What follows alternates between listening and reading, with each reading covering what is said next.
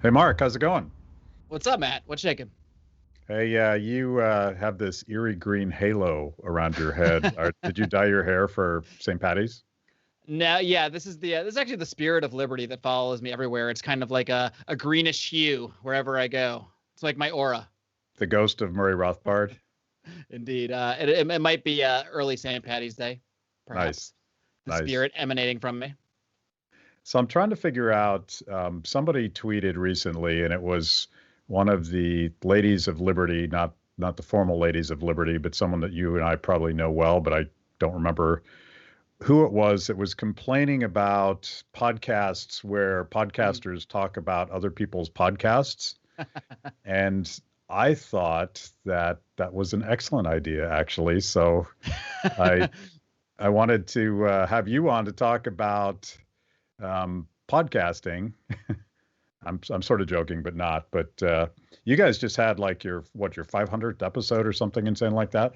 Yeah, well, it was actually my personal 500th episode, but under the Greater Lions of Liberty banner, we're actually more close to over 1,000 because two of my associates, Brian McWilliams, John Odermatt, they have their own sort of shoot off shows. They're all in the same feed, so you get some great variety each and every week, 3 days a week. And now doing this Monday, Wednesday, and Thursday is when you'll hear John's show, Finding Freedom. For several years, that was called Felony Friday, focusing primarily on the criminal justice system. He did a lot of really incredible interviews with people who have been through that system and lived through it and been given horrible sentences and come out actually better people for it. So there's really been some inspiring stories there, but we decided to slightly rebrand that show to Finding Freedom, which you'll now find on Thursdays. But yeah, we've been pumping it out for close to 8 years now since this whole thing started, which seems wild. But when I first started, this might be hard to believe, Matt. There were hardly any other libertarian podcasts out there. That's why I started mine, not because I was a podcaster, not because I had interest in really doing this at all. I just wanted to hear an interview every week with a libertarian, and I couldn't find it, so I started it. Yeah. Who was there someone in particular who was your inspiration, someone you listened to? Not too much. I mean, there was a couple guys podcasting at the time, like this guy Robert Wenzel was doing some sporadic podcasts. Lou Rockwell will put out the occasional interview, but none of them were consistent. None of them were each and every week. And this is a point when I was starting to listen to podcasts like all the time, whether I was at the gym, walking my dogs, doing some work at home. I was constantly absorbing podcasts, and I just found it to be an awesome medium. But I wasn't finding the sort of the political content I was looking for out there. So there wasn't really a particular libertarian podcaster that inspired me. I like to think that I inspired Tom Woods, who actually started his show about a month after mine. I don't know if that's true or not, but that's the tale I like to tell because I basically had this fancy dream once I decided to launch the podcast that I'm going to be the guy. I'm going to be the guy every libertarian goes to, every libertarian subject, everything. You're going to come to Lions of Liberty. Why? Because we're the only ones here. But then about 3 weeks after I launch, I see an ad for the Tom Woods Show, 5 days a week.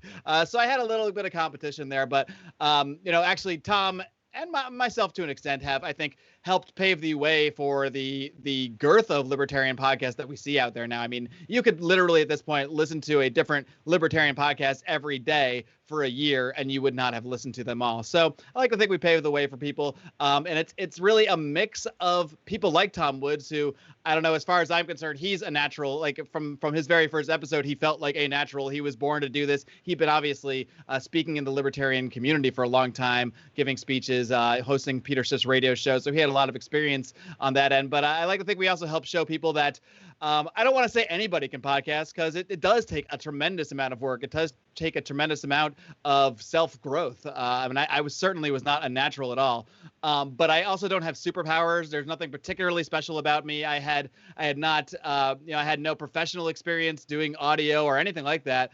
So in a sense, if you're willing to work hard and put the effort in that case, just about anybody can do it. It's kind of you were sort of OG on this stuff, but I feel like I mean, obviously everyone's doing it now, and everybody saw like the intellectual dark web and Joe Rogan, and now Joe Rogan is like bigger than like both CNN and MSNBC combined or something insane like that. But there is sort of this counter revolution in the way that particularly young people are consuming content, and conversational styles and storytelling seems to be Contrary to the conventional wisdom, it seems to be the way that they like their information, because it doesn't really, it doesn't force them to think a certain way. It allows them to think for themselves, is the way I think about it. Yeah, and I think the existence of podcasts overall, and the ability to break out of that corporate radio format where, okay, we're going to talk for 7 minutes, then we're going to go to a 3.5-minute commercial, then we're going to come back, and the subjects are all planned by my producer back here, because I'm just kind of a robot. I'm not actually a real person, and I'm just repeating what I'm told to say. That format, the fact that we have this alternative to that format has exposed that format for just how fake it is and how not real it is. So when you have someone like Joe Rogan paving the way out there by having these 3-hour unedited, entirely natural, at least they were unedited before the Spotify move, that's a whole different thing, but largely unedited conversations, real conversations with what started out as just friends of his, just other comedians he knew. But I think that caught on so much because of the contrast to that sort of corporate radio format. It actually felt real because it is real, at least a lot more real than what we're all used to growing up to. The talk radio that I heard growing up with my dad, whether it was Sean Hannity or Rush Limbaugh or whoever it may be, they all had to fit into a certain format. You're going to get the same kind of 7 minutes on, 3 minutes off, 7 minutes back on. And I think there's something about breaking out of the conversation too. Like, of course, we have some ads in our podcast, but they're fairly sporadic, and we try to keep it to a really bare minimum. Whereas when you're broken out of the conversation every 7 minutes, I mean, it snaps you back out of it. It makes you realize that, oh yeah, I'm just listening to a program, not so much a real conversation. So I think the freedom of the podcast format has enabled people like us to bring a lot more real, more raw conversations to people, which has really caught on. I think the more people realize that is the alternative, the more they are just going to continue to shun the more traditional formats. Yeah, my history, my ancient history is doing a lot of traditional TV like Fox News, Bill Maher, which is slightly more conversational. But when I have someone that's used to doing old TV and they come on, they'll give me a sound bite instead of a conversation, and you can't really learn much from sound bites, and it gets pretty tiresome, which is why I don't like to have too many politicians on, because I want someone that's willing to have a conversation, and they're sort of trained in sound bites. Even the ones that can be authentic, they're just used to that fake format, and I think it's hard to break out of it.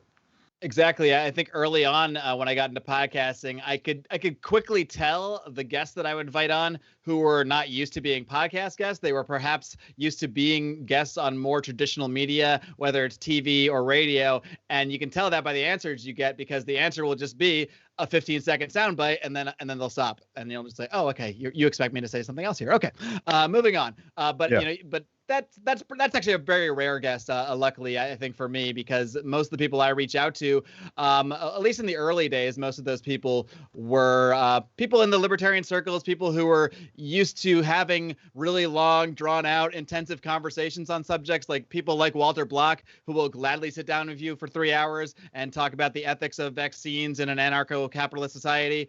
These are people that like to talk about this stuff. Or Stephan Kinsella will hop on for 90 minutes and talk about intellectual property with you, because that's what he likes to do.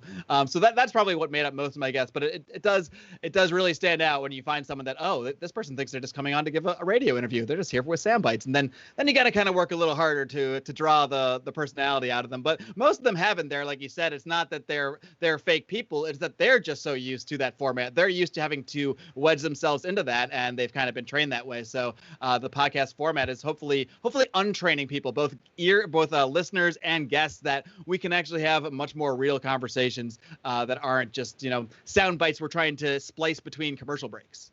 And by the way, you're allowed to think out loud. Hopefully you're allowed to make mistakes. We seldom will cut anything out of this podcast unless it's just a complete technical meltdown or a meltdown in my brain, which happens as well, because that's sort of part of the ethos. Like we're gonna show you everything, and hopefully it's worth watching. But to me, that I think part of what young people hunger is people that are honestly expressing an idea, even if it's half baked, and willing to sort of put it up to a test, have it be challenged, have a civil argument or an honest argument, whatever that is, instead of the shout fest. A couple of years ago, I went back on MSNBC for some completely naive reason, thinking that we could have a conversation about something that I was actually interested in talking about, but it immediately devolved into, you were that Tea Party guy, and why do you hate people so much that you won't give them socialized medicine? And I'm like, I'm never doing this again. That was it for you, huh? That was it. That was it. But you were, so your origin story is kind of interesting because you are a Ron Paul libertarian. He was your gateway drug. Tell that story, because people of your generation, I think almost exclusively, not exclusively, but a lot of you guys kind of come from the same place. You saw Ron Paul speak somewhere and you're like, wow, that dude's different. Yeah, pretty much. I mean, for me, it happened, I think, a lot earlier than it happened to most people, because most people were first introduced to Ron Paul from his 2007, 2008 presidential run. I actually learned about him, not to age myself too much here, but probably 8 or 9 years prior to that, when I was in college, and a good friend of mine, his name is Howie. He's a part of the podcast right now. He's a regular contributor to Lions Liberty. He was what you might call a drinking buddy. You know, we would find ourselves having late night conversations, 3, 4, 5, who knows how late in the morning. And it would often come up that when he was in high school, he used to be a congressional page. He worked for some congressman, some Democratic congressman out of Pennsylvania. And congressional pages, they're basically like interns that work for a congressman. So he would go to school from like 5 in the morning to 9 in the morning every day, and then go work in Congress to who knows when. So, and this is as a high schooler. But one thing he always used to talk about was not the congressman he worked for, not the ins and outs of how Congress worked or anything like that. He always used to talk about this guy named Ron Paul, who he got to know a little bit. He would actually like go to his office sometimes, sit down with him. He would talk to him about this crazy idea called liberty, and he would always make a point to go watch Ron Paul's speeches in the Hall of Congress, and he would be there every time, even when you'd see the chamber emptying of congressmen who just didn't want to hear this guy ramble. Howie would go in there, sit down, and make sure he got to hear everything that Dr. Paul was saying. So I'm like an 18, 19-year-old kid, just kind of, I have really very little political ideas of my own at the time, and I hear this guy just telling me about this old congressman from Texas constantly. I'm like, why is this guy talking about, we're trying to party here, we're trying to meet girls, like, why is this guy telling me about this old congressman? But he seemed to be really excited about it, so I said, okay, I'll check out his column. He said, you just got to read his stuff, go check out his column. And he had a column at the time called Texas Straight Talk. So I started reading that, and when I say I didn't have really strong political ideas of my own, I didn't really have like an ideology I was specifically attached to, but I had a vague understanding of politics because my father was very much into politics. He's a Republican, and I grew up listening to all that like Republican talk radio growing up. Bob Grant, eventually Rush Limbaugh, Curtis Lewa. So I had like an idea of what the conversation was, but I just didn't feel strongly wedded to an ideology of any kind. But what really struck me about Dr. Paul, reading his weekly column, at the time, almost everything he wrote about was attacking Republicans. He would be attacking them on the war on drugs, attacking them on eventually the Patriot Act, attacking George Bush on Medicare Part B or Part D or C or whatever part it was. But there's plenty to go after Republicans on in the early 90s from the liberty point of view, not the early 90s, late 90s, early 2000s from that liberty point of view. And Dr. Paul went after them. It seemed like he went after them harder than he went after Democrats about anything. And that really stood out to me because it made me realize, okay, there's this guy with the R next to his name. As far as I understand politics to be up until this point, I was under the impression that Republicans criticized Democrats, Democrats criticized Republicans, and that was as far as that went. But here was someone taking a totally different stance. And what I really realized through reading his columns consistently is that he wasn't attacking Republicans just to kind of stand out. It was because he came at things from a point of principle. This idea called individual rights, individual liberty. And it didn't matter that he happened to be elected as a Republican. If he saw individual rights being disrespected, if he saw them taking a stance against individual liberty, which they certainly did often, he would go after them, just like he would do with Democrats. Although I think he probably went after Republicans harder when they were in power, because maybe for him it was a little more personal when they were the ones putting out these programs and laws and statements that totally are affronts to the ideas of liberty, because they're supposed to be the party that is in favor of that stuff. They're supposed to be the party that does put individual rights first, that does put personal responsibility towards the forefront. And I feel like he got a little more fired up seeing it coming from his own side. But ultimately, he really showed me the fact that politics should not be just about you pick a team for some reason. Maybe your dad was on that team or your mom was on that team or what have you, and you just take their side. You should actually have a position. You should actually have principles and try to filter everything through those principles. And he is the first one to expose me to that concept at all. I had never even thought of the idea of having political principle and applying that equally.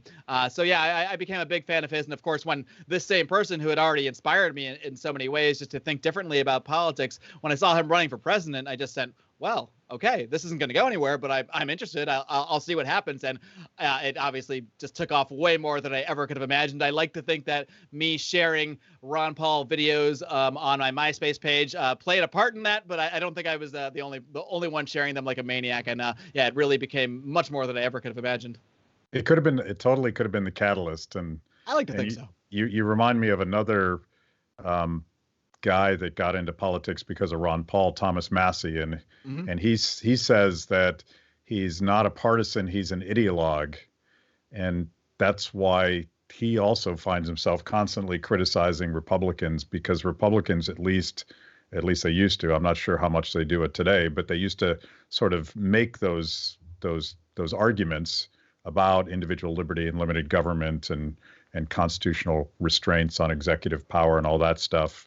So like he probably feels like you got to beat the Republicans before you beat the Democrats. But there's this whole Ron Paul generation, and I want to get back to this later. But you've reminded me of something that I had totally forgotten about. And I used to work on Capitol Hill in the early 1990s, and I believe that Ron Paul was there. He kind of came and went once or twice, and I don't remember the years anymore. But the use of the empty House floor and giving those speeches, which would run continuously on C-SPAN, that was a way, even back then, to sort of hack the system. If you couldn't get on the 3 TV networks with your crazy libertarian views, and the Republican Party wasn't really going to platform you either, you could go on C-SPAN and, late at night and give those floor speeches. And I'll have to go back and see if he was one of the originators of that tactic. I know eventually Newt Gingrich would use it very effectively, building up to the 1994 Republican Revolution. But it's also just it's a radical way to use old media, basically.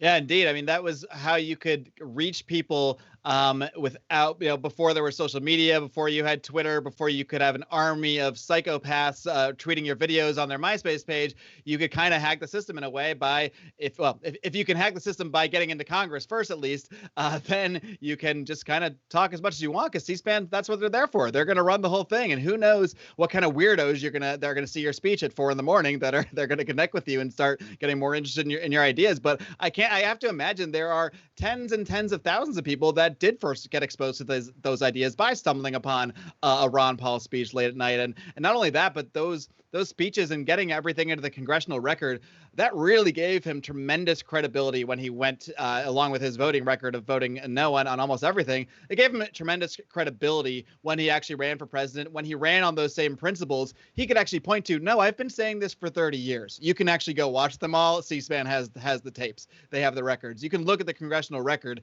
and I've actually voted against everything that I said I was against. Now, there might be a vote here, a vote here that we could, quibble about from a libertarian perspective, but the point is he did everything consistently from his point of view, and that's really what I always took away from Ron Paul. Not even so much his ideology. I largely agree with it. I don't agree with him on everything. There's certainly a number of rabbit holes I could go down on specific issues, but it's really just more, it's the stoicism is what it is. It's the sticking to your own principles, or altering them as you learn new truths and learn to see things in new ways, but sticking to that principle and never breaking it from it, not breaking away and from it just to make a political deal, or not endorsing a presidential candidate just to sort of make yourself look better in the party if you're really opposed to everything they stand for. That's something that Ron Paul would just never do, which other people that sort of take his similar stance through Congress don't necessarily have that same consistency. And, it would be almost impossible to operate in politics and have that same consistency as Ron Paul. At the end of the day, I just think he had really no actual political aspiration at all. So he was willing to always tell the truth and willing to never, ever make a deal over anything. And that is something extremely rare, something that we haven't even seen necessarily from his predecessors. I don't know how conscious he was doing this, but he told he was on my podcast, which was sort of a bucket list thing for me. 3 or 4 months ago, we actually flew down to Houston and talked to him in his office. But it took me a while to figure out what the hell he was doing, because I started off as a policy guy. I was an economist, and I got sucked into Washington D.C. politics because I went to George Mason University for graduate school. So I was within the grasp of the Death Star, and I really didn't have any choice about it. But I had this idea in my mind that I was going to use politics to make good public policy. And when I first ran into Ron Paul, all he did was vote no, and he gave floor speeches explaining why he was voting no. But consciously or not, and I think he was just being a stubborn libertarian, but consciously or not, he was building brand authenticity that by the time he got around to running as a Republican in the presidential stage, the kids thought he was cool because he was the only guy in Washington at the time that actually had consistently said the same thing all those years. And now we sort of appreciate that as sort of burnishing your brand and not corrupting it by saying one thing to some people and other things to other people, like all politicians do. And he was using politics not as, and I'm going somewhere with this, he was using politics not as a means of passing good policy. He was using politics as a cultural soapbox to spread the word. And I don't know if he knew that at the time, but you and a million people like you are sort of living proof that that's what he did so successfully. Absolutely. Yeah. And I don't know if he ever could have imagined that the things he was doing, the votes he was taking, the speeches he was giving and putting into that congressional record, if he ever imagined the sort of intellectual revolution that it would inspire. But that is exactly what did inspire us. It's what inspired me to get excited about his presidential campaign. It's what inspired me to hammer home to my dad, like, no, you have to listen to this guy. I remember the first time I sent him a Ron Paul clip from YouTube. It was something about, I think Ron Paul was comparing the situation in Iraq to Vietnam. And my dad is a Vietnam veteran. And he basically replied, like, this guy's a wacko. He doesn't know what he's talking about. Put your time and money elsewhere. And I emailed back. I remember I said, I think you're wrong here, Dad. Actually, I got to be honest. I really think he's worth supporting. I hope you'll continue to keep your mind open on this. And I would just be consistent, as consistent as Ron Paul was in his votes and his speeches. I would consistently send my dad another clip. Send my dad, because my dad was really a true Republican in the sense of he really did believe in individual responsibility, individual rights. But I tried to help use Ron Paul to show him. I kind of made it my mission. Like, if someone's going to see this, it's got to be you. Like, come on. And eventually he came around and said, you know what? But it was really that credibility that helped to, I think, show him. It wasn't just his debate appearances, because those could be, to me, they got me fired up and excited, but he wasn't always the most coherent. If you didn't know what he was talking about, you might not always make all the connections that he's trying to make in a 60-second soundbite. So sometimes he would come across a little loony to people that didn't fully, quote unquote, get it during those debate appearances. But it was really that credibility. It was his history of the no votes. I would say, look at his history. He's voted against all this stuff. All the stuff the Republicans you've been supporting are for. How could you not be for him? Look at everything he's been saying all these years. And eventually my dad came around. He became a Ron Paul supporter, Ron Paul donor. And I like to think the whole thing really helped change his overall political view. I mean, I wouldn't call my dad like a hardcore anarcho-capitalist libertarian or anything, but it has certainly shaped the way he's viewed politics over the years. And to me, that's just one small victory for me, because I mean, the reason I started Lions of Liberty, the reason we started this, it was actually just a few friends of mine that first started it as a website. We all knew each other from college, from Penn State. That's where the Lion comes from. And we really wanted to capture that spirit of Ron Paul. And first we did it through writing articles, kind of covering the campaign, filtering different news events through those same ideas of individual rights and individual liberty. And then eventually that was what became the Lions of Liberty podcast. But that's always been the way we've seen things. We want to not necessarily parrot Ron Paul's talking points, because then we can just post Ron Paul videos all day. You don't need us to do that. But it's really that same spirit, that stoicism, that drive to be bold, to speak truth to power, and to not really be concerned about saying the right thing to become accepted. I mean, we could probably have become a lot more successful a lot faster by becoming a mini Ben Shapiro's. Some people might say I'm a mini Ben Shapiro because we both talk really fast. I think he might be the only podcaster that actually talks faster than I do.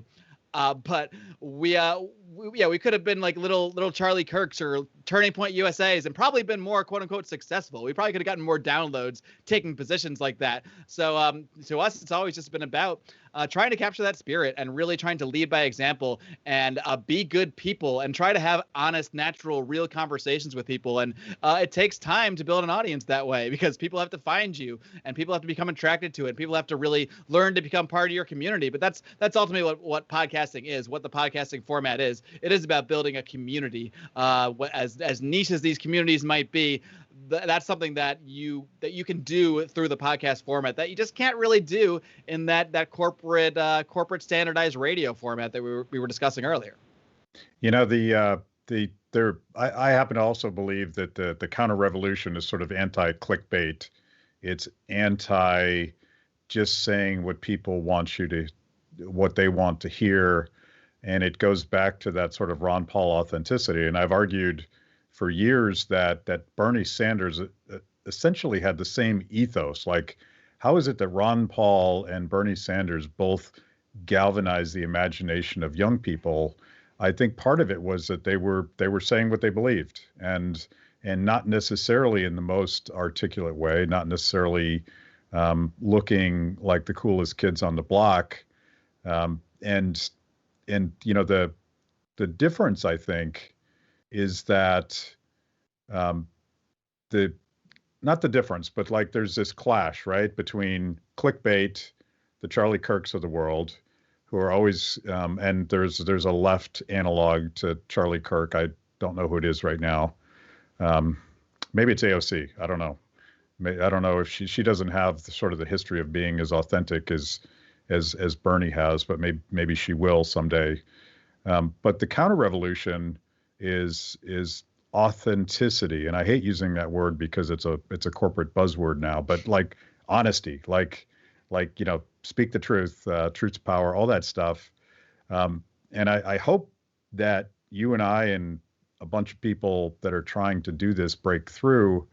But it is tempting to go the clickbait route because, if you get the eyeballs, then you can sell the ads, and the whole system is designed to encourage bad behavior, it feels like. Sure. I mean, and you have to be a marketer to some extent too. So, I mean, sure, I might cater a podcast title sometimes to be a title that might attract more people, because that's part of marketing to an extent. But it's really just keeping that content really feeling authentic. That's what's going to keep people there. Especially, I mean, there's always certain trending terms, that might be in the news. And if I talk about it in an episode, sure, I might make sure that term is in the title of the episode. Because we do always need to be thinking about these things to some extent. But at the same time, you can clickbait away all day long and get the clicks. You can get the initial clicks through many, many tactics, but getting the clicks isn't going to help you grow a community. Getting the clicks, you could spend your whole life just spending money on getting clicks and all of this. But if the clicks are not actually clicking, if they're clicking but not clicking in their minds, clicking in their heart and soul with what you're doing and what you're putting out there, then they're ultimately meaningless clicks, and they're not actually doing anything to build a community and so to sort of build a niche little group around your podcast or a podcast, or what I say podcast because that's what I do, but it could be anything. It could be a YouTube channel, it could be any kind of media at all.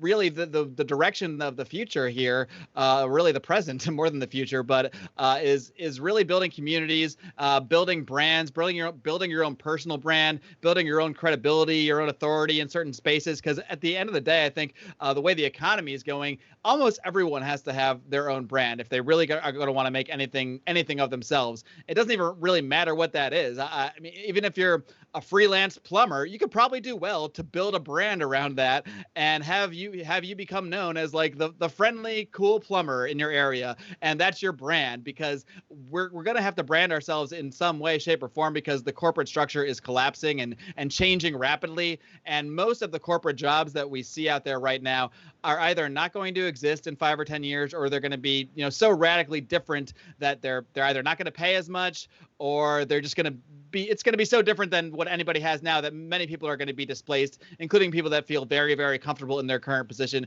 including people that think to themselves, a robot can never do my job. It can. It's going to.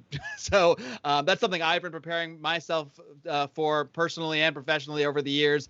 And I know it's coming, so I'm just trying to make myself as ready for it as possible. And that was quite a segue. I'm not sure how we got to this part of the conversation from Ron Paul, but. Well, it gets to like you just hosted a debate between Eric Brakey and I'm not blanking because I'm old. We'll cut this out for the sake of authenticity. Smith, the comedian, help Dave me Smith, out. Yeah, Dave Smith. Yes. Yep. He's got such a common name that it's actually hard to remember. Yeah, I was confusing him with Ben Stein, who you just had on your podcast. Yes. That's my and they don't look anything like each other either. Both very, very funny Jewish men. There you go. Yeah. That's what they have in common. That was the category mentally I'd put them exactly. in. Exactly. That's the box they're in for you.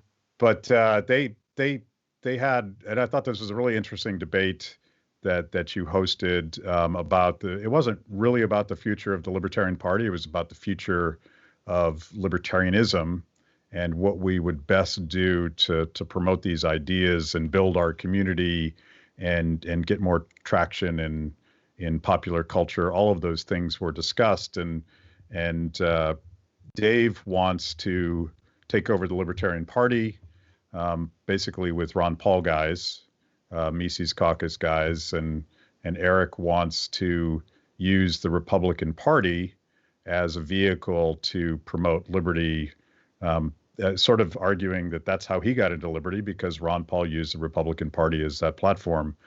But the question to me really got to what's the biggest platform, because we're not going to win at politics until we win upstream of politics in culture, where we can tell that story in a way that's convincing to people that didn't read Rothbard or Mises, and it sounds like you're headed in that same direction as well. Obviously, that's why you started a podcast. But what was your take on that debate? Yeah, it's a tough one because it really does come down to strategy more than anything else, because I think they both agree on probably almost everything, or 95%, like most libertarians do.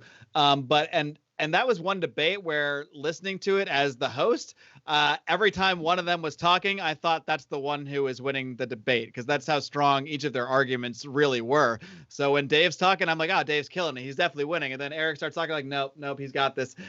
So I think they both make very compelling cases in their own way. And if we're just talking about what the largest platform is, obviously the Republican Party is a larger platform at this moment. If you're high up in the Republican Party, you can get on TV much more easily than if you're high up in the Libertarian Party. They clearly have the platform. They're going to be on the national debate stage. Republican debates will be covered in 4 years. Libertarian debates for their presidential nomination probably won't be on TV. They'll probably be on Lions of Liberty and other platforms like that. Who knows? Maybe we'll have an entirely different landscape by then. So that's very clear to me, which is the bigger platform. The question is, which platform can be more effective at actually delivering these ideas? And I think the argument against the Republican Party would be, yes, it's a bigger platform, but can we actually seize the reins of power in that platform? Can we actually get a foothold in that platform? And Eric would cite all the successes that they had, especially through Young Americans for Liberty, electing quote unquote Ron Paul libertarians, and that sort of type of small R Republican into a big R Republican office at the state level. And I don't have a list of the people that they have gotten elected, and I have not looked through their records, so I can't really speak to how Ron Paul they are or not. I think they have certain standards that they go by, and I don't know who meets them and who doesn't, or who would meet my standards and who wouldn't. So I can't really comment on that. But he certainly claims a large amount of success is presently taking place to that end. And I think it also just comes down to how each of them are viewing the point of all this. I think Eric might be viewing things a little more in, look, we can actually get people in office here. We can actually get people in office at the state level. More people in office at the state level can lead to more of that type of person at the congressional level, and just find better laws. We can get better laws at the state level, maybe lower some regulations in certain states, maybe get some more Massey type, Justin Amash type, Eric Brakey types in Congress. I think that's kind of the perspective on that. Whereas Dave Smith fully realizes that the Libertarian Party is not going to have much success at that level probably anytime soon. Yes, the Libertarian Party does get people in office here and then. For the most part, the people that the Libertarian Party is able to get into office almost always is in nonpartisan races. It's when they don't have to attach the letter next to them, because in any race where you have to attach an R or a D next to you, that's who's winning. One of them's winning, and it's because the system is set up that way. That's one reason. Also because the public is trained that way, and it's really hard to break people out of that sort of voting training, because no matter how consistent the libertarians are or claim to be or want to be, they don't really have brand credibility with the voting public in general. The voting public sees brand credibility in Republicans and Democrats. Why? Because they've been in power this whole time. So we know what we're getting there. Even if I disagree with Republicans or disagree with Democrats, I know this is the system, and I know these are the ones where, well, at least it's not all going to fall apart. At least they're not going to be doing crazy stuff like ripping the roads out and making Walmart build my roads now. So I guess I'll go with them. So the only way the Libertarian Party has success is when those letters are just removed entirely, and then they can actually focus on ideas. And often libertarians can be successful in that format. And that is where we've seen those successes. Jeff Hewitt here in California, I think he oversees the most number of human beings of any locally elected officer of any libertarian in the country. But again, he did that in a nonpartisan race where he was not hindered by that label, or by not having the Republican or Democratic label next to them. So, Dave Smith fully recognizes that his real concept here is, okay, yes, the Libertarian Party is much smaller than the Republican Party, has much less power than the Republican Party, but we can take this thing over. We have the numbers. You can actually just do it right now. I think currently the Mises Caucus, which is kind of representative of the Ron Paul wing, at least that's what they're going for, of the Libertarian Party, they sit somewhere between, this is all guesses here, and to some extent, because it really just comes down to who shows up at conventions ultimately, somewhere around 30 to 40% of the party right now. And then if you get a bunch of people that have big platforms, like Dave Smith, for example, being one of them, bringing even more and more people into the party under that banner, then yes, it's much more likely that group of people, just based solely on numbers, could quote unquote take over the Libertarian Party, and at least be at the head of that, be putting out the hardcore messaging that they feel it should be putting out. Whereas, yes, you might have little successes in the Republican Party, winning local races, slowly working towards better political aims. But you're not going to really ever be able to take control of it and use that platform at the national stage. I think that's really the difference there. And my perspective, I agree with both of them still. I don't know. I haven't been able to come to a point where I say, nope, we got to do the Dave Smith strategy. We got to do the Eric Brakey strategy. I like to think we can kind of do it all. People that want to be in one should just choose that one. If you find the Republican Party too disgusting, if you don't want to be, working about the ins and outs of politics to try to win little races here and there for marginal victories, then don't do that. Then go join the Libertarian Party and maybe help with that. Or if you have time to do both, maybe do both. But we all have limited time. in the day, in the month, on this earth entirely. So obviously everybody can't do everything. And that's why they're out here having this debate, trying to convince certain people to put that energy into their particular strategy, because the more humans, the more energy that they have, the more each of them will be successful. But I can't really say I'm rooting for one or the other. I just want to see more liberty, Matt. That's what I want. So however it comes about, it's great. And I'm going to do my best to do my part through the podcast, through providing this platform to have debates like this. And, people can do whatever they choose. I'm not going to be the one to tell them what to do. Yeah. So I agree with you, actually. And I'm a recovering Republican who spent much of my career trying to make the Republican Party pro-liberty. And to Eric's defense, you're talking about numbers. If you compare way back when Ron Paul was the only libertarian in Congress, it to me is quite striking that you have Rand Paul and Mike Lee in the Senate, and you have Thomas Massey, and I used to say Justin Amash. Justin's not there anymore. And there's a couple other guys, and I'm looking at a few of the folks in the freshman class that might start to fill those ranks. But just the fact that you have, what I would call a liberty caucus in Congress is not a small thing, particularly when it comes to the Senate, particularly when every major vote might come down to one of those guys doing that. So I sort of, libertarians that trash Rand Paul, I'm not a big fan of, because from my perspective, he's doing heroic work trying to get Donald Trump to be less war hawkish. I mean, thank God somebody's doing that. And the same with these other guys. But I'm also a recovering Republican who left the party when Donald Trump became its standard bearer. And I'm now a registered libertarian. I'm getting involved with the party. But my motives are slightly different. I think they're two complementary strategies, because one is about power, as Eric said, and the other is really a cultural platform to talk about values and ideas and tell stories. Whether we like it or not, presidential politics is a cultural event. Absolutely. And Ron Paul is the guy who taught me that. So I feel like you can do all of this. I embrace the Jerry Garcia ethos on this, who famously built this massive community by insisting that he was never, ever going to tell them what to do. Mm-hmm. And to me, that is a fundamentally libertarian ethos. None of us actually know enough to sort of devise this grand top-down strategy, which supposedly we don't actually believe in grand top-down strategies anyway. So I'm either a Garcia strategist, or maybe I'm a Maoist, because I want to see 1,000 flowers bloom here, because we don't know what the secret sauce is. We got to find out. We got to discover it. Sure. If we knew, here's the 5 steps to achieve liberty by 2024, okay, then let's just do those steps. But nobody really knows. We're all trying to pave new ground here. And frankly, all of these strategies excite me, because it's getting people excited. The conversation is getting people excited. I mean, these episodes are by far my highest downloaded episodes. These episodes where we debate these things. We actually did a repeat of the Dave Smith, Eric Brakey debate. This one was more like an informal conversation than a debate, but Dave Rubin jumped into the mix because he caught wind of that debate, and he found it interesting. He wanted to hop on, so we also included Dave Rubin in the last time we did that conversation, more as kind of a impartial commentator. He's kind of where we are, where he doesn't favor any particular one strategy, but certainly has a stake in seeing these ideas spread and seeing more people awaken to them and choose their own path from there. That's all I want to see. I mean, my ideal world, we have a strong, kick-ass libertarian presidential candidate that can somehow get attention of people, somehow get people fired up, while we also have liberty Republicans winning.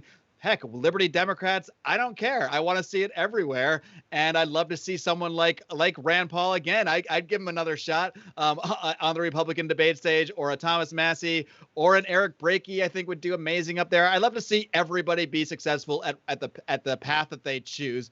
And I think everybody should choose the path that's going to excite them the most. If you're going to be way more excited trying to help Dave Smith take over the Libertarian Party, well, then by all means, go do that. Or go get involved with, it doesn't have to be Dave Smith. Go get involved with whoever you think can excite everybody the most about libertarian ideas in the Libertarian Party, if that's what will excite you more. Because at the end of the day, I mean, this is what we learned from Ron Paul too. You have to be passionate and you have to have fun. Like, this is a message that Ron Paul says over and over and over. He said it to us. We were able to get an awesome video message from Dr. Paul celebrating my 500th episode. And that was basically his final message. And always remember to have fun. And that's also what we try to do at Lions of Liberty. We try to keep things fun. Yes, we are talking about serious issues. We're having somewhat intellectual conversations, you might say. But we're always trying to have fun. I mean, I think that's so important, whether when we're building our community out there or when you're at a libertarian event. That's what we're focused on. We're focused on connecting with people, having fun, and getting people passionate about this stuff. And if you're passionate in whatever you do, that's going to come across to other people, and that's going to inspire them and excite them. So if you're going to be bored out of your mind trying to work your way through a Republican meeting and through the Republican ranks, if that's going to drive you nuts, please don't do it, because it's not going to help anything. It's going to drive you nuts and probably drive people away from what you're saying, because you're going to be miserable doing it. But if you like that stuff, I know people that like to go to Republican meetings and like to worm their way through politics. Cool, do that then, and leave the other people to do what they want to do. Follow whatever path is going to make you the most passionate. Follow whatever path is going to excite you the most along the way, because that's what is going to be more successful for you and for the other people on that same path. If you bring excitement to the Libertarian Party strategy, then that's just going to generate more excitement around others that are choosing that strategy as well, and bring more people into that strategy. Same with the Republican Party strategy.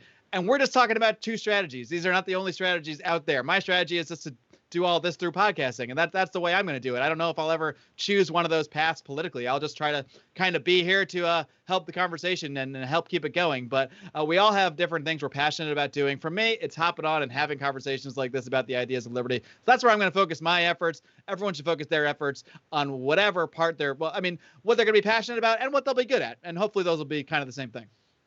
That seems like a good place to take the final part of this conversation, because I want to go back to the metaphor of doing a podcast between two podcasters about podcasting. Yes.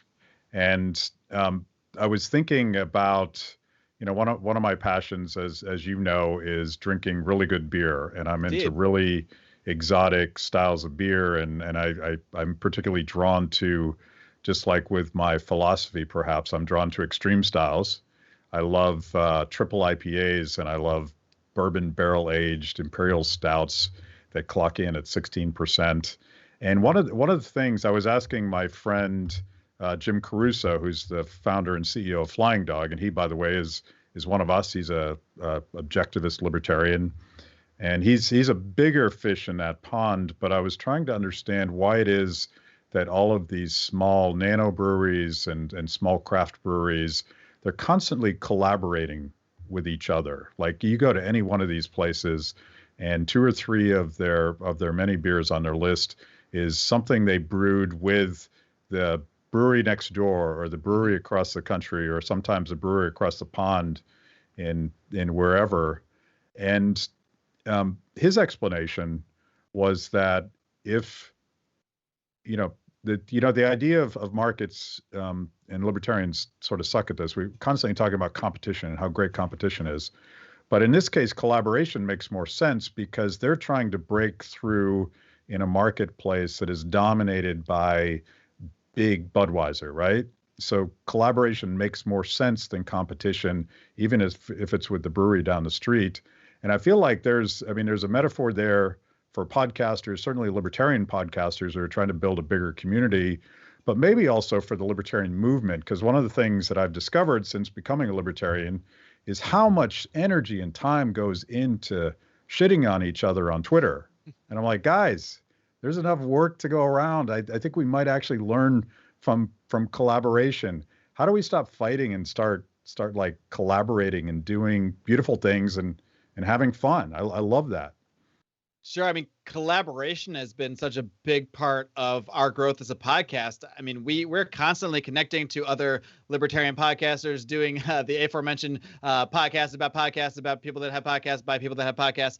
But that's been such a key to our growth, and is viewing the libertarian podcast community, or the broader liberty podcast community, as a community. Yes, we are competing against each other, I guess, to some extent, because everyone's going to have to choose. At this point, I open my podcast app and I've got like 20 podcasts, 20 new podcasts every day. So I can't possibly, the time doesn't exist to try to listen to every podcast that I want to listen to in theory. So we're all choosing which one we're going to click on. So we're in competition for ear time, I guess, no matter what. But that's never been the way I've viewed it. I'm not trying to get my other libertarian podcasters and put them out of business so I can take over. But collaborating with other podcasters has been huge. Sometimes in just a way like we're collaborating, where you were on my show a couple weeks ago, I'm on your show now. Our audiences find out a little bit more about each other. Hopefully there's a little more crossover. Some of them stick to each of our shows. We just collaborated. We just grew each of our communities a little bit. But we've even gone as far as we've shared ads with other podcasts. I'll run an ad for them. They'll run an ad for me. And yeah, I'm telling people about the competition, but that's because I really want people to. I'm not just doing this as a business. It is also a business, but it's not just a business. Like if we were just doing it as a business and just wanted to make money, there are a million ways we could, focus our time better. I certainly wouldn't podcast to make money. You can make money podcasting, but I would not recommending podcasting to make money, if that makes sense. But yeah, I mean, collaborating with the competition and, whether it's through ads or through different programs we run, or, we'll do crossover podcasts with other libertarian podcasts. We're always trying to integrate our audiences, and it's not just to grow the shows, but it's because I really want these ideas out there. I don't care if somebody gets excited about these ideas because they heard it from Lions of Liberty, because they heard it from Matt Kibbe, because they heard it on We Are Libertarians, because they heard it from Pete Quinones. I don't really care whose style works for you, and that's what's great about having the diversity. Same thing with the craft beers. Everyone's going to have their different taste, their different style. The Marc Clair style is not going to be everyone's style. There's going to be people that just can't stand to listen to my voice. That's cool. I'm not upset about that. I'm okay if they find my podcast, don't love it, but they find another one they do love from my podcast, and they get just as excited about the ideas that way. I'm totally fine with that result. Of course, I'd love if they all just find it from Lions of Liberty, and that's the only place they ever want to be for their libertarian conversations. But that's not reality, and that's really, actually, that sounds boring too. That doesn't even sound that fun, because I love so many other libertarian podcasts and liberty-esque podcasts out there. I love the variety, and I would go nuts if I only had Lions of Liberty to listen to. So the variety is huge, and it's very similar to craft beers, as the connection you were making there, because there's the variety is the point. That's the point of craft beers. It's not to find the best craft beer and drink that beer all the time. No, it's to have that variety and to have constant experimentation and constant new flavors coming in. So I think that's a very apt analogy you made. Right to libertarian podcasts, to podcasts in general, to any real niche, especially nowadays. Things are becoming so decentralized no matter what field you're in, and everyone's got to kind of have their own unique flavor, but no one's unique flavor is going to be the unique flavor for everybody. So speaking of collaboration and beer, I'm thinking about PorkFest, which is happening this year. Do you think you're going to make it this year? I'm hoping so. There's a lot of things at play here. Yeah, there's a lot of things at play. That's all I could say. We can talk a little bit more off air, but I have a lot of personal things going on in terms of what I'm doing, and some of them involve the government, some of them involve the company I work for. But at the end of the day, we're going to make our best to make it happen. So I'm very much hoping so. It's another one of those experiments that's very different than anything we've talked about. The Free State Project and PorkFest is an actual effort to populate a state with libertarian-minded people to see what would happen if we did something like that. It also happens to be within driving distance of one of my favorite breweries, so I may have multiple agendas when I go up there. But it's one of those places where I get that sense of collaboration, and I would just urge everyone to sort of embrace your ethos and understand if you're liberty-minded. Focus on our common enemy, big, authoritarian, endless war government, and maybe spend a little bit less time trying to destroy somebody else on Twitter. I don't know. I don't have enough time to argue with my friends anymore. And my cat Rourke has just joined the program because he's a libertarian as well. But I don't know where I'm going with this. Tell me where we get more Marc Clair and Lions of Liberty. Oh man, you can get it everywhere. I mean, there's the basics. There's the lionsofliberty.com. You can follow us on Twitter, of course, at Lions of Liberty. For more Marc Clair specifically, I also have my own Twitter at Marc D. Clair. That is Marc with a C, not a K. And you can also find, I also have another podcast with our mutual friend, I believe, Remzo Martinez. We do a totally non-libertarian podcast called the Second Print Comics Podcast, where we take a look at comic book storylines, comic book events from years and decades past, stories that inspired our fanhood. And I say that it's not a political podcast, and it's not, but this is something that I'm encouraging all libertarians to do, is find areas in the culture that you're passionate about and get involved in them, not as libertarians, just as yourself, but if you happen to be a libertarian and you happen to gain a following from those areas, I mean, if you become a leader in a different community, people are going to, learn to follow you, learn to respect you, learn to respect your opinions. And if they then later hear something libertarian out of your mouth, well, they might actually take it more seriously than they would have otherwise. That's not necessarily the strategy behind the podcast. We're doing the podcast because we love the subject and we love doing it. But at the end of the day, being involved in the culture in non-political areas is actually what will help you influence political areas more, because the culture is politics. And the more we realize that, and the more we get involved in that in whatever way, again, whatever subjects we're passionate about, whatever areas we're knowledgeable in, I encourage people to create their own platforms and, just get involved in some way, shape, or form, because everyone has something to share with people. Everyone has knowledge, even if you don't think you do. I thought there's nothing I could add to the world by starting a podcast, but I guess I have to do it because the podcast I want isn't out there. But something I've learned is, yes, I do. Yes, I do. I absolutely do, because I have my own life experiences. I have my own interpretation of things. I have my own way I've processed things. And if I have my own way about things, other people do too. And it's going to, my way is going to connect with other people. Hopefully it has in some ways, and hopefully inspire people to also create their own platform. So I just want to encourage people to get out there and do something, whatever it may be. But for us, our sort of side project was the Second Print Comics Podcast. So you can find that wherever podcatchers are found as well, wherever podcasts are found, I should say. And that's about it. You can also read my Substack. I started a Substack back in January. I write whenever I write. Sometimes it's 2 or 3 times a week. Sometimes it's every 2 weeks, because I decided I'm not going to put pressure on myself. I'm just going to write when I'm inspired to do so. So that's when you'll see posts from me over at marcclair.substack.com. I think that's it. Yeah, I was checking it out, and if it's any indication of your persuasiveness, my cat is really digging what you have to say. So that's not nothing. Well, I've got the libertarian cat vote locked in, so that's something. Yeah, totally. Okay, thanks, man. Thanks, Matt. Hey, man, that was fun.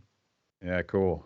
That was amazing. Where can I get more content just like that? It's a great question. You're clearly a discerning consumer of the best content.